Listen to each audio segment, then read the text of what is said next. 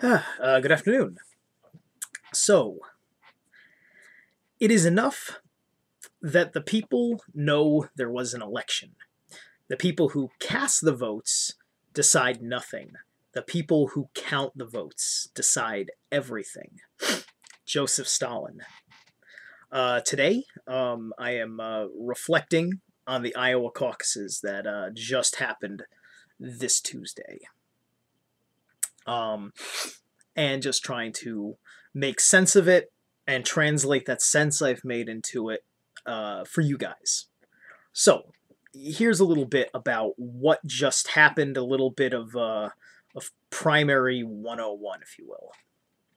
In America, we have two votes in every election. We have the primary vote and the actual election. Contrary to popular belief, there is no national law that regulates primary voting. Well, there sort of is that vary from state to state, but not really. And that's fine because parties have nothing to do with the Constitution. You have to make your choices that way. The parties establish their own rules if there are any at all. That is fair because you choose to be in a party, just as you choose to live in a state or in the country or not. The state and Fed have laws, but the parties act as they choose. So both parties in the primaries count popular votes and delegates. Delegates are the ones that count, though. The delegate system is not inherently corrupt, but is designed, like the Electoral College, to prevent a tyranny of the majority.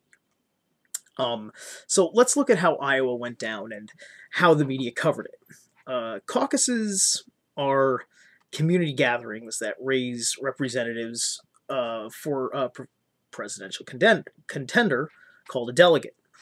They're the ones that cast the vote of the state. The process reflects the American tradition of sending a rep to speak for your state, the way we did in the 1770s, and in many ways, the way we do our electoral college. It's all just an extension of that. It was a good idea. I personally feel it still is a good idea. Doesn't mean it's not without needing reform, but the core concept works, and I have faith in that. I just don't have any faith in it right now, but that still can be changed as long as we're diligent and keep it up. So, what happened in Iowa? We kept having these surges of support in the state. The impression everyone gets from that is that Iowa and the nation is very flaky about who, if any, Republican could be supported by the country. One minute you've got, it's Michelle Bachmann, then it's Rick Perry, and then it kept going in nearly 3 or 4 day waves. Leading up the 3 weeks or so up to the election. And that's just very suspicious with the coverage. And it appeared more to me that the media was trying to tell Iowa how to think instead of staying unbiased. There is suspicion that the polls taken are slighted, where they intentionally poll in areas they know are already committed to that candidate. Before Newt Gingrich failed, no one felt Santorum was the fallback guy. There was no whispers of Santorum. That goes for Huntsman also. I mean, I'm not saying he did surge. Obviously, he didn't. There wasn't even mention of it. But point being is that somebody like Michelle Bachmann was more likely to surge back. Instead of Rick Santorum, nobody was talking about him as people were starting to question Newt Gingrich's surge. So you have to understand where that comes from. So they settled for the earmark-loving, homophobic Catholic Republican who had absolutely no charisma and terrible infrastructure in the state. Yeah, that makes perfect sense. There's no corruption, there's no fraud, there's there's nothing suspicious about that at all. CNN and everybody else doesn't act that way. They're fine with it. I guess they're fine with anybody who isn't Ron Paul or Buddy Romer, and I guess they don't have to worry about the one guy who wasn't in the debates, who actually got into one debate. My boy Gary Johnson, who I would love to see Johnson uh, do well. I'm glad he's going for the Libertarian ticket.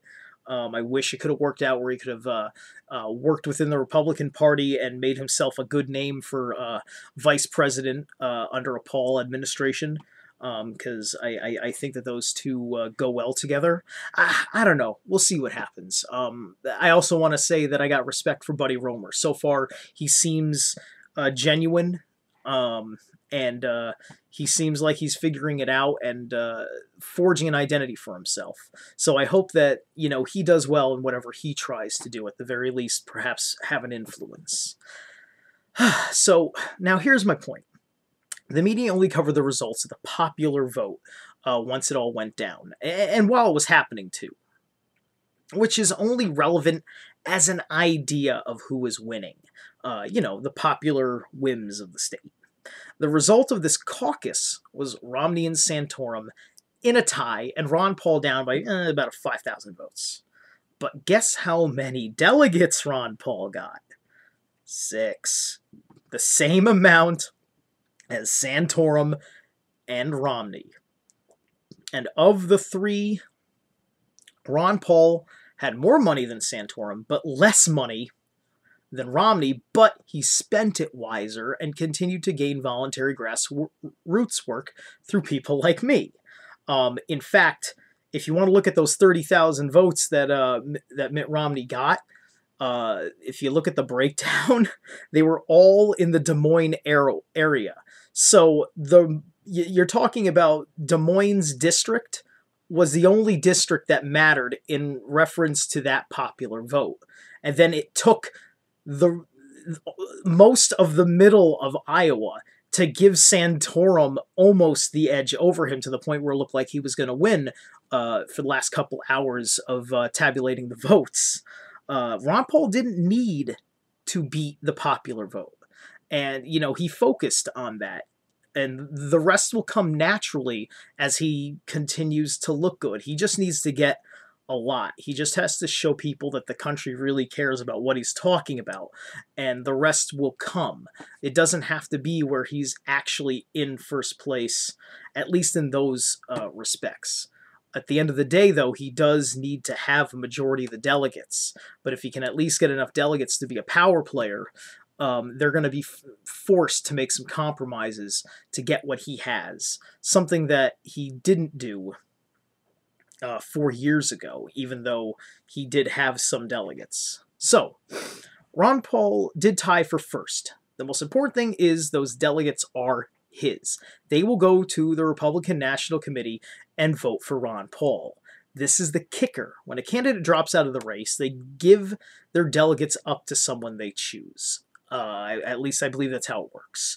Ron Paul never gave up his 2008 delegates because he felt it would be a betrayal to those that supported him, because he didn't see anybody else that at least had the end the Fed ideal behind him. And we all know he's not going to give his votes to Newt Gingrich, the only other guy honestly being critical of the Fed, which is just a ruse, and we all know it. We're not idiots,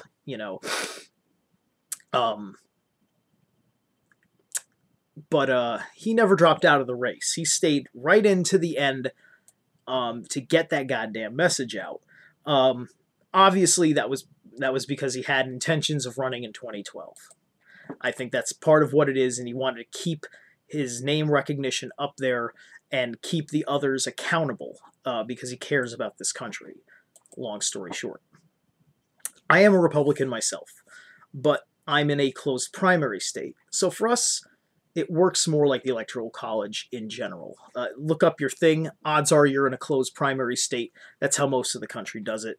But you can make those changes if you want. This process is not evil. It's just in their best interest to make it convoluted and uninformed to the rules. It is more important to start a serious party or influence one you identify with by joining it than sitting by the wayside not in a party. Now, life would be grand without parties, and we just ran with the Electoral College reformed to not give votes away to the winner, the way that they do where winner takes all. But for now, we have to deal with it this way. If you want to change those rules, go to your state leaders and petition to call for that change. So the second most important thing about Iowa is it showed that Ron Paul is a relevant threat to the establishment. He now has to beat Romney in New Hampshire. He is the only one who can beat him in New Hampshire. Santorum did not surge in the New Hampshire polls after his win in Iowa. And we'll see how those votes actually pan out. In New Hampshire, there's 2 debates this weekend, I believe, so I don't know, we'll see what happens. If Ron Paul can finish strong in these races, and more importantly, finish first in the delegates, he will at least have a major bargaining chip.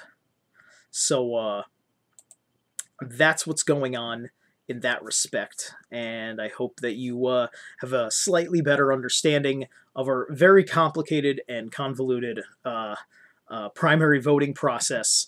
And believe me, take a deeper look into voting and the Constitution and understand the wisdom, because the reason why our votes work the way they do, and why popular votes are different and not used for anything but the House and the Senate, is for separation of power. And the Senate is only something we've done since 1913. And you can say that's a good thing that we're popularly voting senators now, but is it? Look at where we are now. Things are much worse than they were during the Gilded Age that they asked to call for this. So I would be in favor of that. To have a broader scope of the election process, that'll be saved for another time. But for now, consider everything that I'm telling you, and you have a great afternoon and a great weekend.